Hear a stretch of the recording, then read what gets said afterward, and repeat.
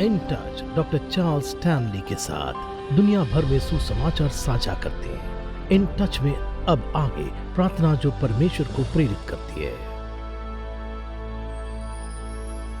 क्या आपको आश्चर्य होता है कि आपकी प्रार्थनाओं का उत्तर क्यों नहीं मिलता है?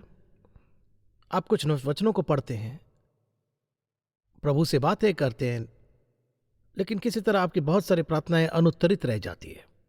कोई तो कारण होगा। क्या आपने सोचा है क्यों? क्या आपने प्रश्न पूछने के लिए अपने जीवन की ओर देखा है कि क्या मेरे जीवन में ऐसा कुछ है जिससे प्रभु मेरी प्रार्थनाओं का उत्तर न दे सके? आश्चर्य है कि क्या आपने जरा सोचा है, क्या आपने इस ईश्वर के बारे में सोचा है जिससे आप प्रार्थना कर रहे हैं? आप कहेंगे वैसे तो हर कोई ईश्वर को मानता है, हर कोई एक सच्चे परमेश्वर में विश्वास नहीं करता, और बहुत से लोग प्रभु से प्रार्थना तो करते हैं और वे उम्मीद भी करते हैं कि परमेश्वर उनकी प्रार्थनाओं का जवाब देंगे, फिर भी उन्हें जवाब नहीं मिलता है और इसलिए आप प्रार्थना करना छोड़ते हैं। ऐसा देखकर आप सोचने लगते हैं कि बाइबल सच नहीं है, परंतु वास्तविकता है कि शुरू से अंत तक बाइबल ही सत्य है। तो मैं चाहता हूं कि आप इस संदेश को ध्यान से सुनें, क्योंकि यह हो सकता है कि आप उन कारणों में से एक का पता लगा सकें कि किस वजह से आपकी प्रार्थना का अब तक जवाब नहीं मिला है। ध्यान से सुनिए। इसलिए यदि आप प्रेरितों के काम अध्याय 12 की ओर देखिए, यह एक परिचित अध्याय है और मैं चाहता हूं कि हम कुछ वचनों को पढ़े, लेकिन हम शायद इस अध्याय का अधिकांश भाग लेंगे। पहले वचन से आरंभ करते हुए वचन कहता है, उसी समय हेरोदेस राजा ने कलीसिया के कई लोगों को सताने के लिए उन पर हाथ डाले और उसने यूहन्ना के भाई याकूब को तलवार से मरवा डाला। और जब उसने देखा कि यह यहूदिया लोग इससे आनंदित होते हैं, तो उसने पतरस को भी गिरफ्तार कर लिया। वे दिन अखमीरी रोटी के दिन थे, फसह के बाद, और जब उसने उसको पकड़ लिया तो उसे बंदीगृह में डाल दिया और 4-4 सिपाहियों के 4 पहरों में रखा। अब 4 दस्ते 16 होंगे, वे वहां थे उसकी रक्षा करने के लिए और उसे लोगों के सामने लाने के लिए। सो पतरस को बंदीगृह में था, परंतु कलीसिया लौ लगाकर परमेश्वर से प्रार्थना कर रही थी। अब इस बात को जरा ध्यान से देखिए। ऐसा ही वो कर रहे थे, परंतु कलीसिया लौ लगाकर परमेश्वर से प्रार्थना कर रही थी। शायद अब ये सोचते हैं कि आप लौ लगाकर परमेश्वर से प्रार्थना करते हैं, या बस कहेंगे कि ठीक है, मुझे नहीं पता कि ये लौ लगाकर प्रार्थना करना या नहीं, लेकिन मैं सिर्फ प्रार्थना करता हूँ। ठीक है, आइए देखते हैं कि यहाँ क्या हो रहा है और शायद अपने स्वयं के प्रार्थना जीवन के बारे में कुछ पता करें। तो हेरोदेस उसने याकूब को मरवा डाला था, और यह बात उन यहूदियों को खुश करने लगी थी जो ईसाइयों से नफरत करते थे, और इसलिए फिर उसने सोचा कि यह काम कर गया, इसलिए उसने पतरस को गिरफ्तार कर जेल में डाल दिया। सो पतरस अब बंदीगृह में है और उसकी मृत्यु निकट है। यह बहुत स्पष्ट है कि वो उसे मारने का इरादा रखता है, वो उसे लोगों के सामने लाने का इरादा रखता है, उसे तलवार से मार डालो जैसा उसने याकूब को मार डाला। और उसने सोचा कि मसीहियों को मारकर वह यहूदियों को प्रसन्न करेगा, और इसलिए इसका परिणाम यह हुआ कि मसीही एक साथ एकत्रित हुए मरियम के घर पर, और पवित्र शास्त्र कहता है वहां वे पतरस के लिए प्रार्थना करने के लिए इकट्ठा हुए। यहां पर अगर आप याद होगा तो शायद याकूब बिना किसी चेतावनी के मारा गया, और इसलिए यह रहा पतरस, उनका नेता जो मारा जाने वाला है। वे जानते हैं कि वह मारा जाने वाला है, और तो वे प्रार्थना कर रहे थे, परंतु उन्हें इसके लिए कुछ हद तक संघर्ष करना पड़ा, क्योंकि याकूब पहले ही मर चुका था और वे जानते हैं कि कैसे एक कैदी को रोमियों द्वारा कैद किया जाता है। इसलिए वे प्रार्थना कर रहे हैं और बस प्रार्थना कर रहे हैं परमेश्वर से कि पतरस कैद खाने से छूट जाए। और इसलिए मैं चाहता हूं कि यदि आप चाहें तो हम यहाँ कुछ वचनों को पढ़ेंगे और देखें कि यहाँ वचन 6 से आगे क्या कहता है। जिस रात हेरोदेस उसे आगे ले आने ही वाला था, तो उसी रात पतरस 2 जंजीरों से बंधा हुआ 2 सिपाहियों के बीच सो रहा था, और पहरेदार बंदीगृह पर पहरा दे रहे थे। तो देखो, प्रभु का एक स्वर्गदूत आ खड़ा हुआ और उस कोठरी में ज्योति चमकी, और उसने पतरस की पसली पर हाथ मार के उसे जगाया और कहा, उठ, फुर्ती कर, और उसके हाथों से जंजीर खोलकर गिर पड़े। तब स्वर्गदूत ने उससे कहा, अपनी कमर बांध ले, अपनी जूती पहन ले, और उसने ऐसा ही किया। और उसने उससे कहा, अपने वस्त्र लपेट और मेरे पीछे हो ले। और यह निकलकर उसके पीछे पीछे चलता रहा, और नहीं जानता था कि जो कुछ स्वर्गदूत कर रहा है वह सच है, परंतु सोचा कि वह दर्शन देख रहा है। जब वे पहले और दूसरे पहरेदारों को पार करके उस लोहे के फाटक पर पहुंचे जो नगर की ओर जाता है, जो उनके लिए वह आप से आप ही खुल गया, और वे निकलकर एक ही गली में चले और स्वर्गदूत तुरंत उसके पास से चला गया। तो क्या होता है? तब पतरस ने सचेत होकर कहा, अब मैं निश्चय जानता हूं कि यहोवा ने अपने दूत को भेजकर मुझे हेरोदेस के हाथ से छुड़ा लिया और यहूदियों की सारी आशा तोड़ दी। अब मैं चाहता हूं कि आप जरा ध्यान से सोचें। यहां दो शब्द है जिन पर वास्तव में मेरा ध्यान गया जब मैंने इसे पढ़ा, और मैंने इसे कई बार पढ़ा। यदि आप 5वें पद पर वापस जाते हैं तो ध्यान दीजिए कि वह क्या कहता है। बंदीगृह में पतरस की रखवाली हो रही थी, परंतु कलीसिया उसके लिए लौ लगाकर परमेश्वर से प्रार्थना कर रही थी। सुनना, चर्च द्वारा परमेश्वर से लौ लगाकर परमेश्वर से प्रार्थना करना। अब वे दो शब्द मेरे लिए पृष्ठ से हट गए, परमेश्वर से। अगर मैं कहूं कि आप किस परमेश्वर से प्रार्थना कर रहे हैं, सबसे अधिक संभावना है कि आप में से अधिकांश लोग यहां बैठे हैं, आप में से अधिकांश जो विश्वास है ये कहेंगे कि ठीक है, मैं एक सच्चे परमेश्वर से प्रार्थना कर रहा हूं। अब जब मैं प्रार्थना करता हूं, वह वही है जिसके बारे में सोचता हूं। लेकिन मैं चाहता हूं कि आप उन लोगों के बारे में सोचें जो प्रार्थना करते हैं, जो जरूरी नहीं कि एक सच्चे ईश्वर से प्रार्थना करें। और जो मुझे पता चला वो ये है कि जब मैं किसी व्यक्ति से बात करता हूं जो प्रभु यीशु मसीह को अपने उद्धारकर्ता के रूप में नहीं जानता, और वे प्रार्थना करने के बारे में बात करते, मैं कहूँगा आप किस से प्रार्थना करते हैं? मैं सिर्फ परमेश्वर से करता हूँ। और अच्छा, ये कौन है? परमेश्वर कौन है? वह परमेश्वर है जिससे मैं प्रार्थना करता हूँ। और जितना अधिक आप उनसे बात करते हैं उतना ही अधिक सुनते हैं, जो आपको पता चलता है बहुत से लोगों ने मानसिक रूप से अपना खुद का परमेश्वर बना लिया है, और ये परमेश्वर उनसे सहमत है कि वे क्या करना चाहते हैं, कहाँ जाना चाहते हैं, कैसे कपड़े पहनना चाहते हैं, क्या पीना चाहते हैं, या उनके किस तरह के यौन संबंध होंगे। दूसरे शब्दों में, ये ईश्वर उन पर पूरी तरह से फिट बैठता है। और इसलिए वे कहते हैं, क्या मैं प्रभु में विश्वास करता हूँ? हाँ, मैं करता हूँ। आप उसे प्रार्थना करते? हाँ, करता हूँ। आप उसे क्या कहते हैं? अब आप व्यक्तिगत हो रहे, आपको वह नहीं बताने जा रहा जो मैं उससे प्रार्थना करता हूँ। वे नहीं कर सकते, क्योंकि वह प्रभु नहीं है। वह एक ईश्वर है जिसे उन्होंने अपने दिमाग में बनाया है। लेकिन सुनिए, वे आपको कभी नहीं बताएंगे कि वह पवित्र है, धर्मी है, वह न्याय का परमेश्वर है, वह पाप से घृणा करता है। वैसा नहीं कहेंगे। वैसे परमेश्वर के बारे में बात करते हैं जिसने अपनी इच्छाओं को उनकी इच्छा के अनुसार बना लिया है, जिस तरह से वे जीवन जीना चाहते हैं। और वो इतने सारे लोग जब वे प्रार्थना कर रहे हैं, वे सच्चे परमेश्वर से प्रार्थना नहीं करते। कोई कहता है, यदि आप में से किसी के पास उन होममेड देवताओं में से एक है, एक मसीह किस तरह के प्रभु से प्रार्थना करता, मैं बताता हूँ, वो एक वास्तविक प्रभु है जिसने इस दुनिया को बनाया है। वह ईश्वर का परमेश्वर है जिसने इस दुनिया को बाढ़ से नाश कर दिया। वह परमेश्वर है जिसने हमें 10 आज्ञाएं दी है। वो परमेश्वर है जिसने यरीहो की शहरपनाह को तोड़ा। वह एक प्रभु है जिसने दाऊद को स्तोत्रों दिया। वह ऐसा परमेश्वर है जिनमें हमें यशाया, इर्मिया और दानियल जैसे भविष्यवक्ताओं को दिया। वह ऐसा प्रभु है जिसने हमें प्रभु यीशु मसीह, परमेश्वर का पुत्र और हमारा उद्धारकर्ता दिया है। अब ये वो ईश्वर नहीं है जिससे आप प्रार्थना कर रहे हैं। तो इसका मतलब यह है कि आपको एक होममेड देवता मिला है जो काम नहीं करता। जिस प्रभु से मसीह प्रार्थना करते हुए एक पवित्र प्रभु है, वो एक धर्मी है, वो एक सिद्ध परमेश्वर है। वो ऐसा परमेश्वर जो प्रार्थना को सुनता है, उनका उत्तर देता है। ऐसा परमेश्वर जो हमें बिना किसी शर्त के प्यार करता है, जो हमें पापों को क्षमा करता है। लेकिन ऐसा प्रभु है जो पाप को बिल्कुल भी सहन नहीं करता, क्योंकि वह जानता है कि पाप उन्हीं लोगों का नाश करता है जिनसे वो प्यार करता है। यदि आपके पास वो प्रभु नहीं, तो आपके पास प्रभु नहीं है। आपके पास एक होममेड देवता है आपके पास है जो आपको सूट करता है, जिसके पास आपसे कुछ भी वादा करने की बिल्कुल शक्ति नहीं है, कुछ भी नहीं। हम कह सकते हैं वचन के अनुसार, वचन पे अनुपस्थित प्रभु के साथ उपस्थित। आप अपने ईश्वर के बारे में क्या कह सकते हैं? मैं बताता हूं। मुझे लगता है कि मैं बस सब कुछ बस कुछ चला जाता है, बस गायब हो जाता है। नहीं, तुम नहीं। मुझे लगता है परमेश्वर एक प्रेम का परमेश्वर है। वह सबके साथ एक जैसा व्यवहार करता है। नहीं, वह नहीं करता। आप अपने ईश्वर के बारे में सभी प्रकार के बहाने लेकर आ सकते हैं, लेकिन आप न्याय के बारे में बात नहीं करते हैं। आप धार्मिकता की बात नहीं करते हैं, न्याय के दिन के बात नहीं करते हैं, पवित्र परमेश्वर के सामने खड़े होने और अपने जीवन का हिसाब देने की बात आप नहीं करते हैं। मैंने देखा कि आप नरक के बारे में भी बात नहीं करते हैं। आप सिर्फ स्वर्ग के बारे में थोड़ी बात कर सकते हैं, क्योंकि आप मानते हैं कि हर कोई वहां जा रहा है। क्या वह वाकई में सच है या नहीं है? और इसलिए आपका ईश्वर आपके लिए ईश्वर है, लेकिन आपका ईश्वर आपके लिए कुछ नहीं कर सकता। उसके पास कोई शक्ति नहीं है, क्योंकि वह आपकी कल्पना का देवता है। वह परमेश्वर जो एक सच्चा शाश्वत परमेश्वर है, वो परमेश्वर है जिसका वर्णन हमने अभी कुछ क्षण पहले किया था।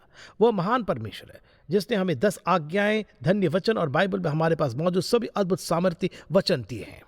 अब मैं आपसे पूछता हूं कि आप किससे प्रार्थना कर रहे हैं, क्योंकि अगर आप एक सच्चे प्रभु से प्रार्थना नहीं करते तो इससे आपके जीवन में कोई फर्क नहीं पड़ेगा। अब यहाँ पर मसीह लोग पतरस की कैद के बारे में सुनकर इकट्ठे हो गए, वे प्रार्थना करने लगे, उसके लिए प्रभु के से विनती करते हैं। और यह दिलचस्प है जब आप इस बात को देखते हैं और सोचते हैं कि अब क्या होने वाला है। हाँ, उनकी प्रार्थनाओं में भी उन्हें थोड़ा संघर्ष करना पड़ा। मुझे लगता है कि अगर मैं उनमें से एक होता तो मुझे भी उस समय प्रार्थना में संघर्ष करना पड़ता। और इसलिए सभी मानवीय दृष्टिकोणों से, प्रत्येक मानवीय दृष्टिकोण से पतरस को कल मारा जाना था, यानी कि कल पतरस के लिए डी डे था, पतरस के लिए मृत्यु। और इसलिए वे मरियम के घर पर इकट्ठे हुए प्रार्थना करने लगे। वे प्रभु के लिए कुछ असामान्य करने के लिए, उनके लिए कुछ अद्भुत करने के लिए चिल्ला रहे थे, क्योंकि वह उनके लिए बहुत मायने रखता था और उसे मारा जाना उनके लिए कुल आपदा था, और विशेष रूप से कलीसिया के लिए। तो हमने कुछ क्षण पहले देखा कि क्या हुआ था। तो पतरस यहाँ पर जेल में है और प्रभु अपना दूत भेजते हैं और वह दूत पतरस को बाहर निकालता है। फिर वह मरियम के घर जाता है। वह जानता था कि वे सब वहीं प्रार्थना कर रहे होंगे।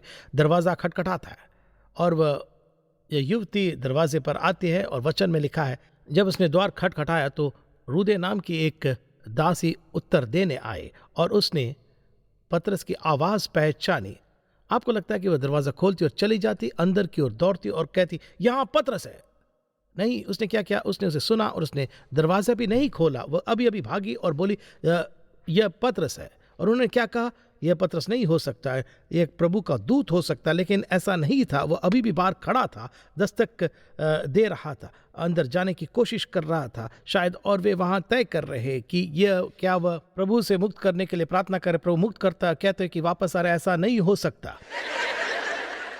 तो यह आपको कुछ भटकने वाला विश्वास देगा। और इसलिए उन्होंने उससे कहा, तू तो पागल है। अब इसे देखिए, वे वह प्रार्थना कर रहे हैं और प्रभु के सामने रो रहे हैं। कहते हैं वह दरवाजे पर है, वे कहते हैं आप पर है, आप अपने दिमाग से बाहर है। और इस तरह वह जिद करती रही और इसलिए, परंतु पतरस खटखटाता है। अब मुझे आश्चर्य है कि वो क्या सोच रहा है। और जब उन्होंने द्वार खोला तो उसे देखकर चकित हुए। तो प्रभु ने उनकी प्रार्थना सुन ली। मैं चाहता हूं कि हम यहाँ देखें और मैं चाहता हूं कि हम इसे बार बार कहें, क्योंकि मैं नहीं चाहता कि मैं नहीं चाहता कि आप इस बात से वंचित रहे। बाइबल कहते हैं कि वे प्रभु से प्रार्थना कर रहे थे। अब मैं आपसे पूछता हूं, आप में से कितने लोग परमेश्वर से प्रार्थना करते हैं? कितनी बार अपने घुटनों के बल आकर और प्रभु से बात करना शुरू किया, उसे इस बारे में जिस बारे में आप बहुत चिंतित थे,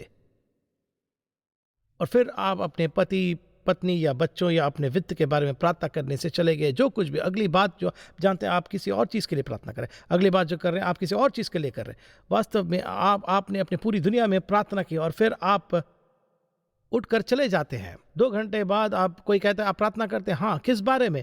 मैं बहुत सी चीज़ों के बारे में करता हूँ।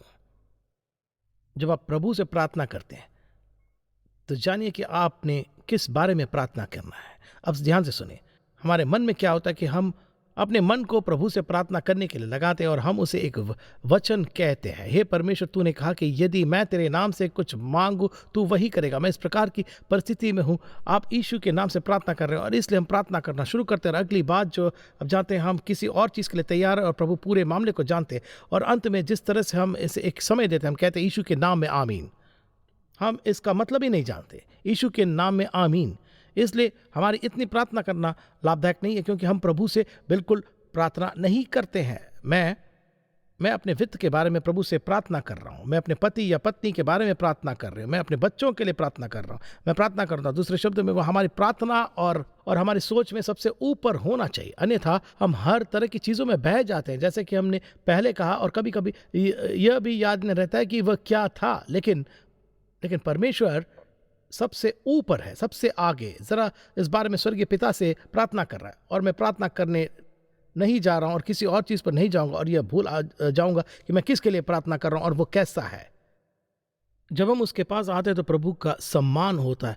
जब हम उससे बात करते हैं तो वो सम्मानित होता है, वो हमारी प्रार्थना सुनने और उसका उत्तर देने के लिए हर समय तैयार है। कहता है, मुझे पुकारो, मैं तुम्हें उत्तर दूंगा, तुम्हें महान और अद्भुत बताऊंगा जिन्हें तुम नहीं जानते। यदि वह लाल समुद्र को अलग कर सकता है और यरीहो की शहरपनाह को गिरा सकता है, और यदि वह हमें 10 आज्ञाएं दे सकता है, वह किसी भी प्रार्थना का उत्तर दे सकता है जो हम प्रार्थना करते हैं, जो उसकी इच्छा और हमारे जीवन के लिए उसकी योजना के अनुकूल हो। और तो मैं चाहता हूं कि आप उनके बारे में यहाँ कुछ देखें। ये कहता है, वचन कहता है, तो सो पतरस को बंदीगृह में था, परंतु कलीसिया लौ लगाकर परमेश्वर से प्रार्थना कर रही थी उत्साह के साथ। आप जानते हैं कि इसका अर्थ क्या है? कुछ उत्साह है, कुछ एहसास है, कुछ विश्वास है। उत्साह का मतलब, मैं आपसे कुछ सवाल पूछ सकता, क्या आप अपने बच्चों से बे इंतहा प्यार करते हैं? अवश्य करते हैं। प्रेम करने का अर्थ है मतलब कि मेरा दिल उनमें लगा हुआ। जब मैं ईश्वर से उत्साह से बांटता हूँ, इसका मतलब मैं उसके एक वचन कहता हूँ, और हम हर अपनी प्रार्थना में बाइबल के वचनों को अंगीकार करते हैं, तो वो प्रभु को किसी चीज़ की याद दिलाने के लिए नहीं, बल्कि हमें याद दिलाने के कि उसने हमसे क्या वादा किया है। जब हम उससे प्रार्थना करते उसके पास जाते, और इसलिए प्रार्थना उत्साह से। उदाहरण के लिए, जब यीशु क्रूस का सामना कर रहा था, पवित्र शास्त्र कहता है कि वह लूका में 22 अध्याय में प्रार्थना कर रहा था, वह उत्साह से प्रार्थना कर रहा था, यानी वह तड़प रहा था। और मुझे आश्चर्य है कि आखिरी बार कब आप ईमानदारी से कह सकते हैं, मैंने उसके लिए बहुत प्रार्थना की। मतलब कि आपने इसमें अपना पूरा दिल लगा दिया। मतलब आप शायद उनकी तरफ से रो रहे थे, कह रहे थे, प्रभु जो कुछ भी आप कहेंगे मैं करूंगा। इस स्थिति के माध्यम से उनकी मदद करने के लिए कुछ भी करना होगा वो करेंगे, परमेश्वर यीशु के नाम में। और इसलिए लौ लगाकर प्रार्थना करने से आपका मतलब यह पूरे दिल से है। और कई बार हम किसी से कहते हैं, मैं आपके लिए प्रार्थना करूंगा। हमें ये नहीं कहना चाहिए अगर हमारा मतलब ये नहीं है। अब अगर मैं किसी से कहूं कि मैं उनके लिए प्रार्थना करने जा रहा हूं, तो मैं उनके लिए करूंगा। मैं कुछ करना चाहता हूं, मुझे याद दिलाने के लिए मैंने उनसे कहा था कि मैं उनके लिए प्रार्थना करूंगा। और इसलिए कभी कभी मैं कहता हूं कि एक सूची बनाऊंगा। अब इसे देखिए, यदि आप चाहते हैं कि प्रभु कुछ करे, बहुत कुछ करे, तो उसके पास एक बार आना उसे काटने वाला नहीं है, क्योंकि कुछ मुद्दों और स्थितियों के लिए परमेश्वर के पास आपकी प्रार्थनाओं का उत्तर देने के लिए, परिस्थितियों को व्यवस्थित करने के लिए समय होना चाहिए। तो अगर आप सिर्फ एक बार प्रार्थना करते हैं, ठीक है, प्रभु ने मेरी प्रार्थना का जवाब नहीं दिया, आपने उसे अपनी प्रार्थना का उत्तर देने का अवसर ही नहीं दिया जिस तरह से वह देना चाहता है, जिस तरह से वो उसे सबसे अधिक श्रेय मिलता है कि तुम धन्य हो। और आपको याद दिलाया जाता है कि अगली बार जब आपके पास कोई अनुरोध होता है तो आप उसके पास इस तरह आते हैं, कहता है, मुझसे प्रार्थना कर और मैं तुझे उत्तर दूंगा और तुझे महान और बड़ी बातें बताऊंगा जिनके विषय में अभी तू नहीं जानता, तुम समझते भी नहीं।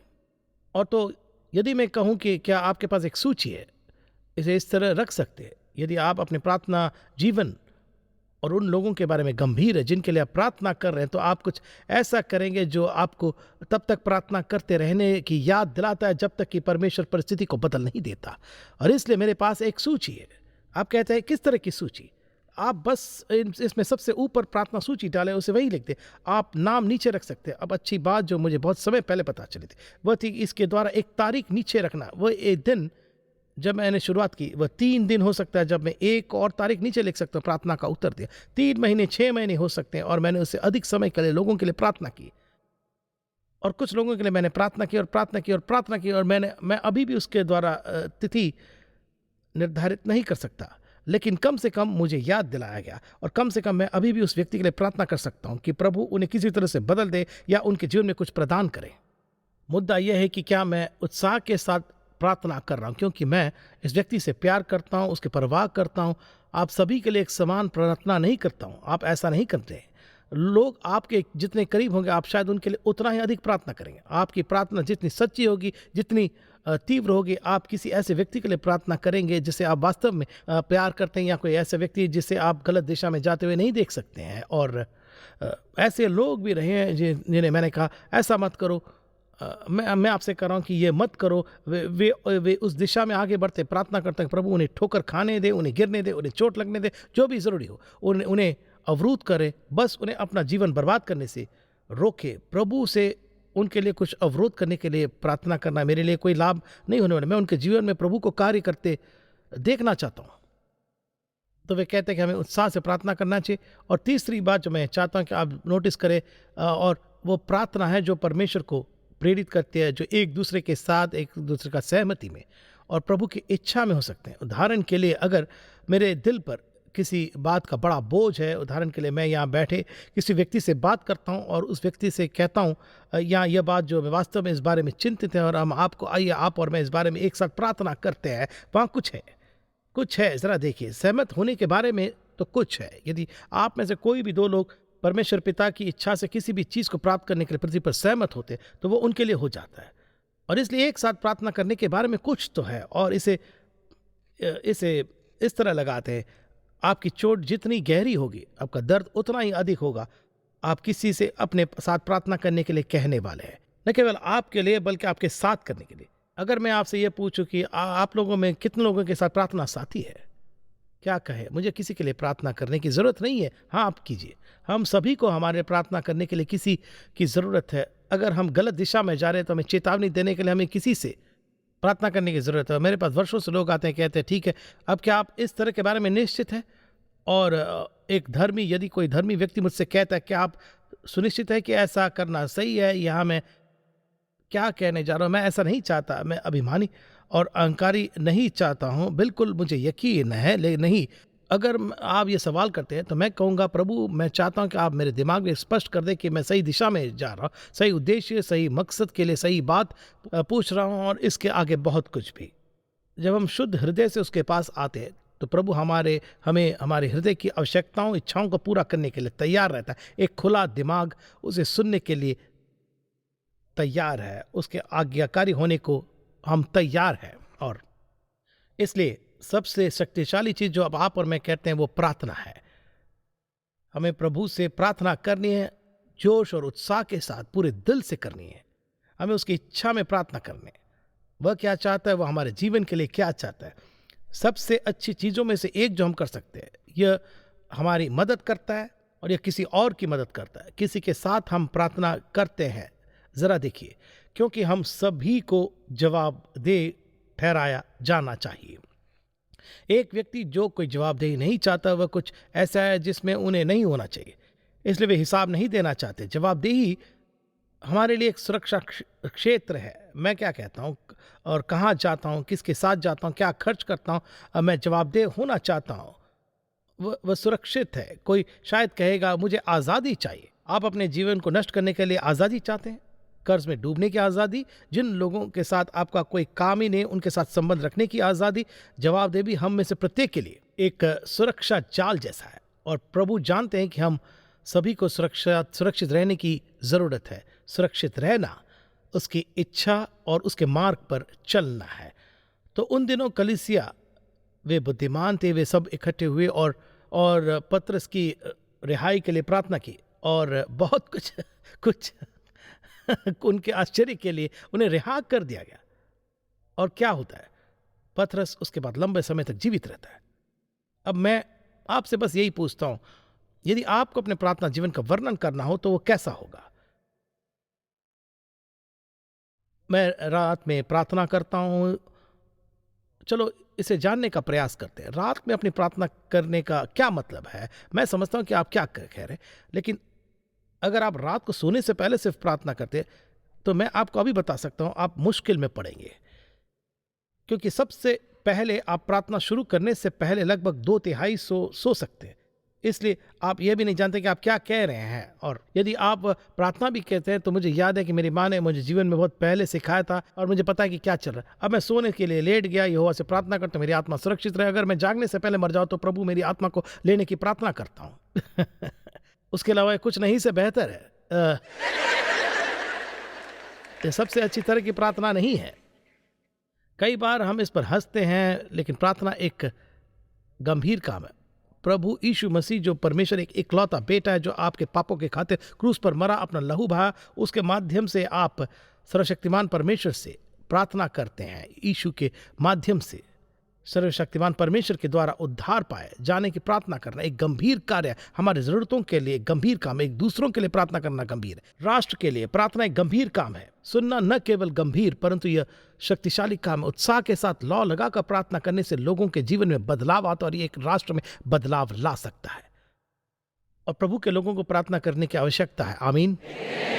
और पिता धन्यवाद, जब हम प्रार्थना करते हैं तो आप प्रसन्न होते हैं, हमें सुनने के लिए, हमारे जवाब देने के लिए तैयार रहते हैं, हमें मजबूत करने के लिए, हमारे विश्वास को बढ़ाने के लिए और हमें यह सिखाने के लिए कि भी आप तैयार हैं कि हमें आपको कैसे प्यार करना है। और आज हम यीशु के नाम से अभी प्रार्थना करते हैं। यहाँ बैठा कोई भी व्यक्ति जो सुन रहा है, चाहे वे कहीं भी हो, अगर उनकी प्रार्थनाओं को गिनना है तो उन्हें समझने में मदद करें। सबसे पहले उन्हें अपने पापों की क्षमा के लिए यीशु मसीह के प्रति अपने जीवन की व्यक्तिगत प्रतिबद्धता बनानी चाहिए, जो प्रार्थना के द्वार खोलता है और इसे संभव बनाता है। और ऐसा होने से पहले वह शून्य, मात्र और केवल बात ही है।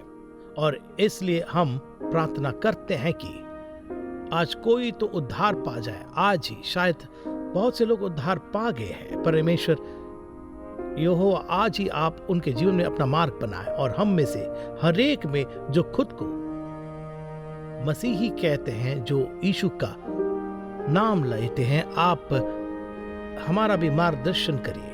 हम सब लोग मिलकर यह प्रार्थना करते हैं। यीशु के नाम से मेरी प्रार्थना है, आमीन। यदि आज के प्रोग्राम से आपने आशीष पाई है तो लॉग कीजिए intouch.org पर।